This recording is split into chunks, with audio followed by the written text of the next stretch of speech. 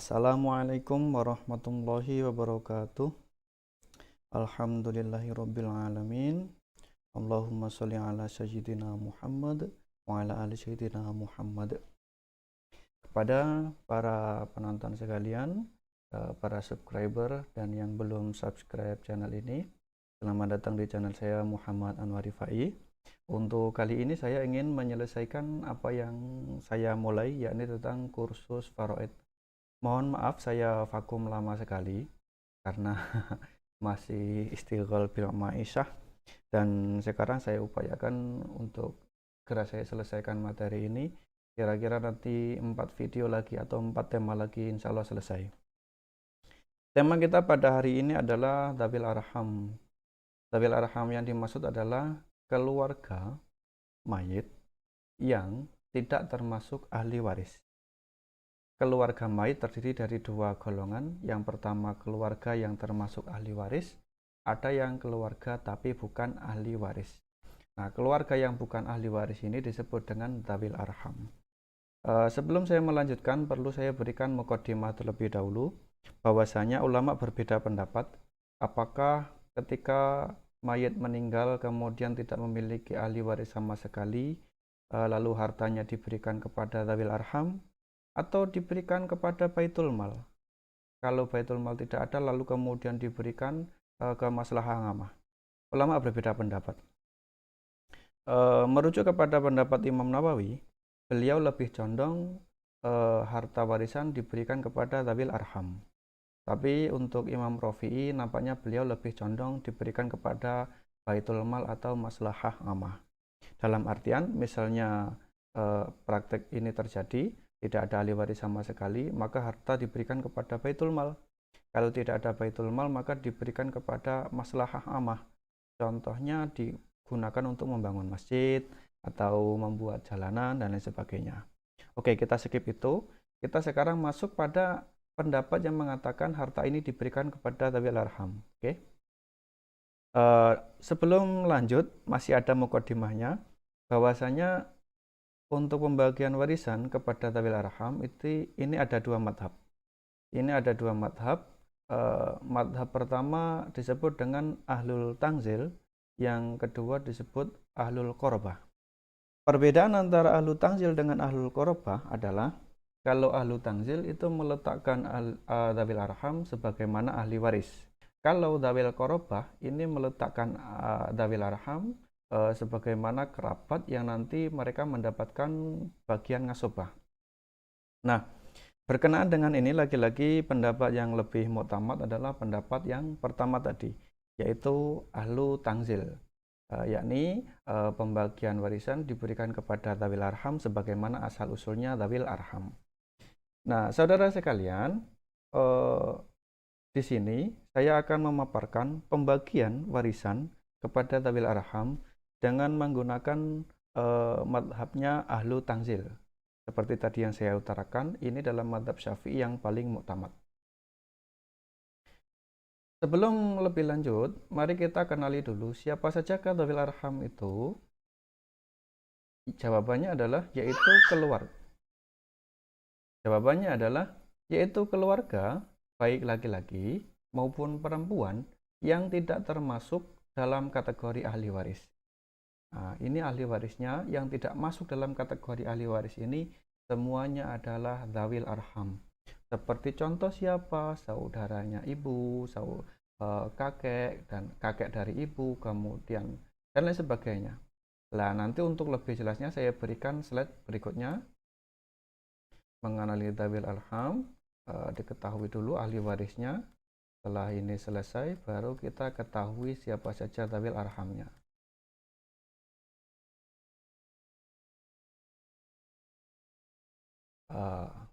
Nah, yang pertama Dzawil Arham kita kenali pertama dari bintun. Dari bintun ini asalnya tidak ada sama sekali. Nah, di sini Dzawil Arhamnya adalah ibnu bintin. Selanjutnya adalah bintu bintin. Berikutnya adalah bintu ibnin. Ini Dzawil Arhamnya adalah ibnuha, yaitu anaknya bintu ibnin. Selanjutnya adalah bintuha, anak perempuannya bintu ibnin. Berikutnya adalah di sini ada amah syakik. saudaranya ayah disebut dengan amun. Kalau perempuan amah. Terlepas ini bibi atau bude disebut dengan amah. Lah kemudian ngamah li'ab, kemudian ngamun atau ngamah li'um. Berikutnya keturunan mereka, yaitu bintuhu, maksudnya adalah anaknya ngamun syakik. Di sini juga bintuhu, anak perempuannya ngamun li'ab. Berikutnya adalah anak daripada ammah syakikoh. Berikutnya juga anaknya ammah li'ab, baik laki-laki maupun perempuan. Kalau laki-laki ibnun, kalau perempuan bintun. Selanjutnya kita ketahui di sini ada kakek dari ibu, termasuk dzawil arham. Selanjutnya adalah kholun. Saudara sekalian, dalam bahasa Arab, kalau disebut dengan saudaranya ayah, itu diungkapkan dengan ngamun atau ngamah. Kalau saudaranya ibu, itu kholun atau kholah. Kalau saudaranya ibu kandung, maka kholun syakik. Kalau saudarinya ibu kandung, maka kholah syakikoh. Selanjutnya adalah kholun li'ab, kholah li'ab, dan seterusnya kholun atau kholah li'um. Berikutnya supaya tidak terlalu panjang, di sini keturunan-keturunannya. Berikutnya adalah keturunan daripada akhun atau ukhtun li'um. Baik anak perempuannya maupun laki-laki ini termasuk dzawil arham. Selanjutnya adalah pintu akhin syakik, kemudian pintu akhin li'ab. Selanjutnya adalah ibnuha, maksudnya anak laki-lakinya ukhtun syakikoh, kemudian pintuha anak perempuannya ukhtun syakikoh, dan setelah dan yang terakhir itu. Nah, sebelum kita menginjak kemana-mana, di sini akan saya berikan arahan terlebih dahulu supaya mudah. Jadi pendapat pembagian warisan mengikuti ahlu tangzil itu menempatkan ibnu bintin, bintu bintin sebagai anaknya bintun yang kemudian mendapatkan warisan sebagaimana bintun.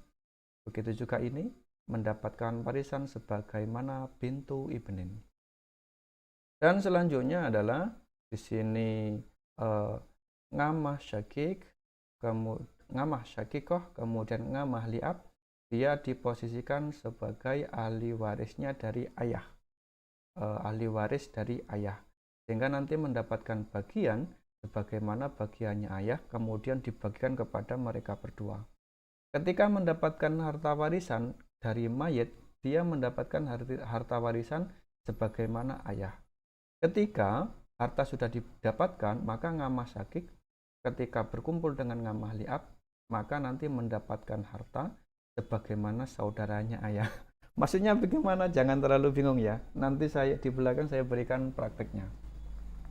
Begitu juga ada kholun, ada kholah, ada kholun kholah li'ab. Ini mendapatkan harta warisan sebagai saudaranya ibu, tapi kalau dari mayit nanti mendapatkan warisan sebagaimana ibu. Kalau kakek juga demikian, nanti dia mendapatkan warisan dari ibu. Saudara sekalian, untuk lebih terperincinya, sekarang saya berikan tabel, mudah-mudahan tidak terlalu sulit.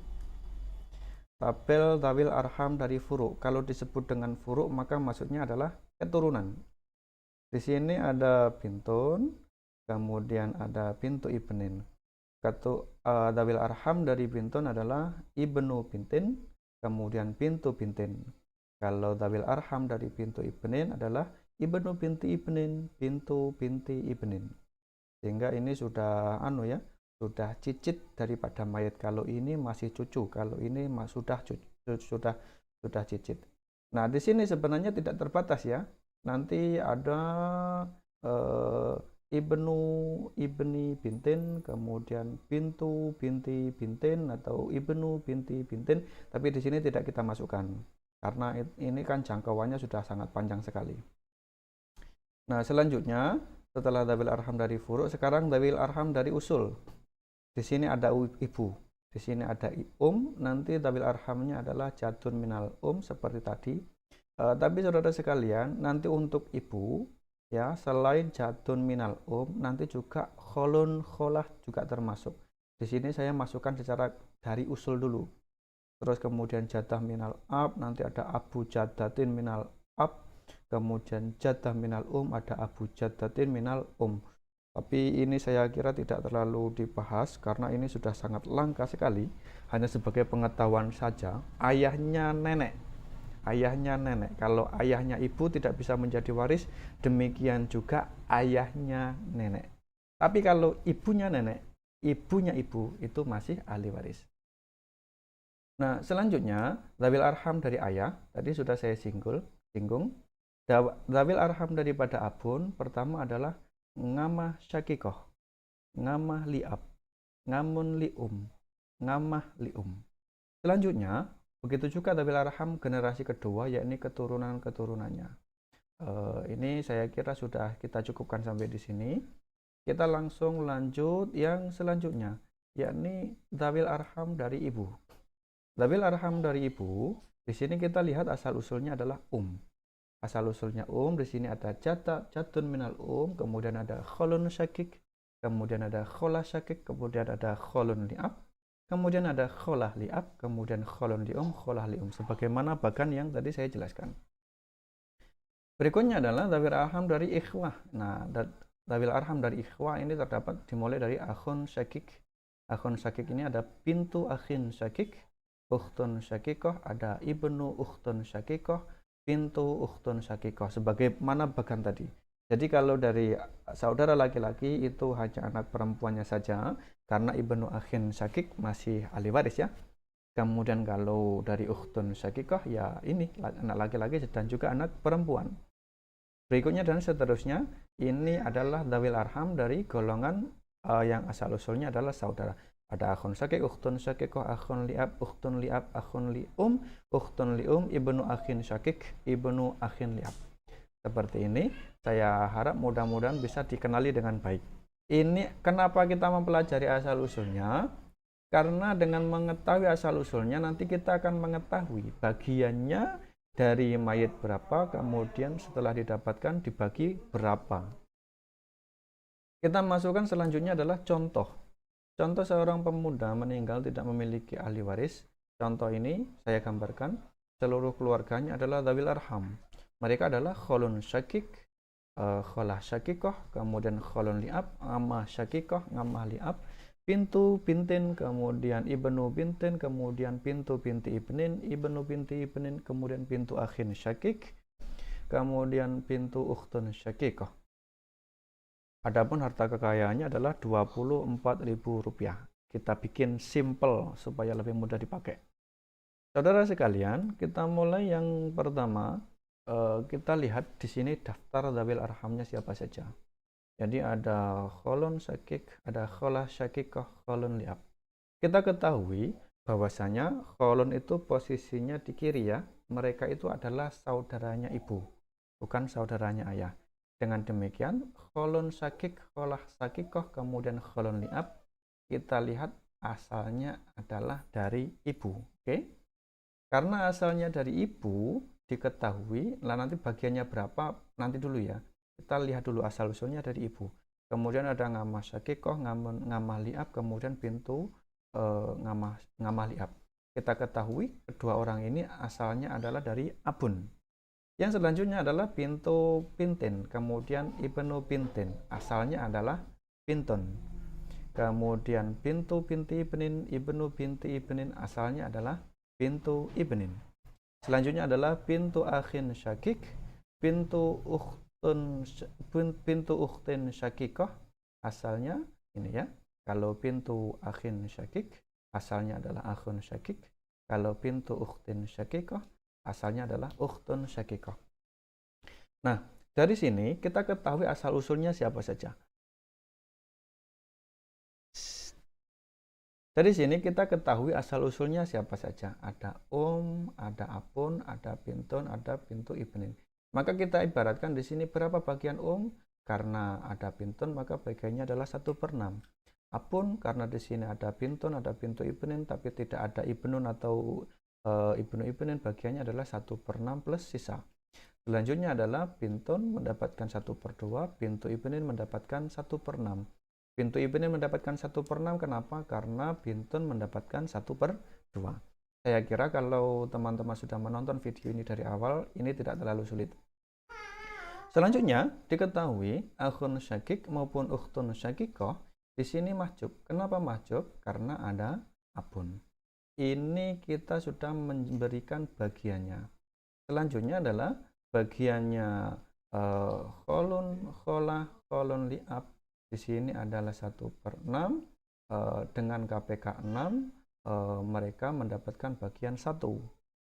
Kemudian bagian ayah adalah 1, bagian binton adalah 3, yaitu 6 dikali 1 bagi 2, kemudian bintu ibnin juga demikian 1/6, 6 dikali 1 bagi 6 sama dengan 1.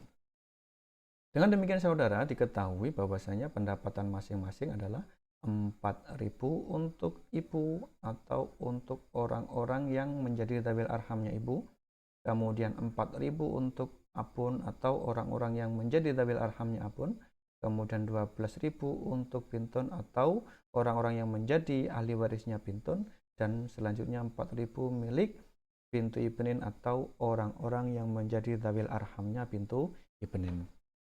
Nah, berikutnya saudara sekalian, kita sekarang membagi. Ini kan 4.000 masih global, masih belum kita bagikan kepada 3 orang ini. Belum kita bagikan kepada 3 orang ini. Lalu bagaimana cara membagikannya? Kita masuk di sini. Di sini saya pindahkan ya. Kholah syakik, kholun syakik, kholah syakikoh, kemudian kholun li'ab. Bagi kholun syakik adalah akhun syakik. Nyambung? Bagi ibu, bibi itu adalah saudaranya. Nah, bagi ibu, kholun syakik adalah akhun syakik. Bagi ibu, kholah syakikoh adalah ukhtun syakikoh. Kemudian bagi ibu, kholun li'ab adalah ukhtun li'ab. Ini kalau bagi mayatnya ya ini, paman, bibi, paman. Nah, dengan demikian, karena bagi ibu, kholun li'ab adalah ukhtun li'ab, maka diketahui bagiannya akhun syakik adalah ngasobah, ukhtun syakikoh adalah ngasobah bil ghair, kemudian ukhtun li'ab mahjub. Ukhtun li'ab mahjub oleh siapa? Oleh akhun syakik. Sehingga di sini berfungsi bagian mahjubnya, kemudian pendapatannya. Nah, karena di sini hanya ada 2 orang antara laki-laki dan perempuan, rumusnya jelas ya. Lidzakari mislu hadzi unsayain. Sehingga sekarang si akhun syakik mendapatkan 2, ukhtun syakikoh mendapatkan 1. Harta yang didapatkan adalah 4.000, maka 4.000 ini dibagikan kepada mereka berdua, yakni dengan pendapatan kholun syakikoh adalah 2.600, kholah syakikoh adalah 1.333,33. Itu cara pembagian masing-masing dzawil arham ketika sudah mendapatkan harta seperti ini. Selanjutnya kita lanjutkan supaya lebih mudah pemahamannya. Di sini ada ngamah syakikoh, kemudian di sini ada ngamah li'ab. Diketahui ngamah syakikoh itu adalah ketika dinisbatkan kepada mayit. Tapi ketika dinisbatkan kepada ayah, maka ngamah syakikoh adalah saudara perempuan bagi ayah. Ukhtun syakikoh bagi ayah. Begitu juga ngamah li'ab adalah ukhtun li'ab bagi abun. Dengan demikian, ketika ukhtun li'ab syakikoh mendapatkan sendirian, maka bagiannya adalah 1/2. Ketika ukhtun syakikoh mendapatkan 1/2, maka bagian ukhtun li'ab adalah 1/6. Cukup mudah. Kita ambil KPK 6. Kita ambil KPK 6 dengan ukhtun syakikoh mengambil 2, 3, kemudian ukhtun li'ab mengambil 1, sehingga ketemu majmuk sihamnya adalah 4, maka 4.000 kita bagi dengan jumlah 4, bukan dengan jumlah 6 ya. Bukan dengan KPK 6, tapi dengan majmuk siham 4. Dengan demikian bisa diselesaikan. Untuk ukhtun syakikoh mendapatkan 3.000, sedangkan ukhtun li'ab mendapatkan 1.000. Atau kesimpulan terakhirnya ya, bukan ukhtun syakikoh, tapi kalau bagi mayit adalah ngamah syakikoh 3.000, kemudian ngamah li'ab adalah 1.000. Selanjutnya di sini untuk keturunan daripada binton, kita ketahui di sini ada bintu bintin, kemudian ibnu bintin kita tarik di sini. Bagi mayit ini ya cucu perempuannya cucu perempuan, tapi bagi bintun ini adalah bintun dan juga ibnun. Sehingganya pendapatannya adalah ngasobah bil ghair untuk bintun, kemudian ngasobah untuk ibnun. Dengan demikian kepalanya jelas untuk ibnun atau ibnu bintin adalah 2, kemudian untuk bintu bintin adalah 1. Dengan demikian 12 kita bagi 3 sama dengan 4.000. 4.000 kali 1 sama dengan 4.000. 4.000 dikali 2 sama dengan 8.000. Dengan demikian jumlahnya adalah 12.000. Selesai. Berikutnya adalah di sini ketika dinisbatkan kepada mayit bintu binti ibnin ya bintu binti ibnin. Kemudian ketika dinisbatkan mayit di sini juga ini ya ibnu binti ibnin. Tapi ketika dinisbatkan kepada bintu ibnin maka diketahui di sini adalah bintu binti ibnin adalah bintun. Ini juga demikian ya. Pendapatannya berapa? Untuk bintun atau bintu binti ibnin adalah ngasobah bil ghair. Kemudian ibnun atau ibnu binti ibnin adalah ngasobah ya. Selanjutnya kepalanya ada 3, diketahui seperti ini. Sehingga sekarang 4.000 dibagi 3 sama dengan 1.333,33. Ini ketika dikalikan kepalanya ibnun sama dengan 2.000 sekian. Kemudian untuk bintun sekian ya. Jumlahnya total 4.000. Sampai di sini saudara sekalian, kita ketahui untuk yang ini majub ya. Karena dia majub maka tidak diberikan bagian. Baiklah, ini adalah pertemuan kita yang pembahasan untuk Dhawil Arham. Mudah-mudahan metode ini bisa dipahami. Mohon maaf kalau saya tidak menggunakan POR karena di sini saya tidak punya fasilitas untuk menggunakan POR. Saya usahakan semaksimal mungkin, sesederhana mungkin. Kalau misalnya teman-teman masih bingung, silahkan bertanya di kolom komentar. Insya Allah saya akan aktif untuk menjawab. Terima kasih waktunya. Silakan di subscribe channel ini jika menurut teman-teman bermanfaat. Mudah-mudahan ilmu ini tidak segera hilang. Karena kalau selama ilmu faraid ini masih ada yang memahami, artinya kiamat masih jauh. Kiamat masih jauh. Kita masih punya kesempatan untuk menikah dan punya anak dan selanjutnya. Terima kasih waktunya. Saya akhiri. Wassalamualaikum warahmatullahi wabarakatuh.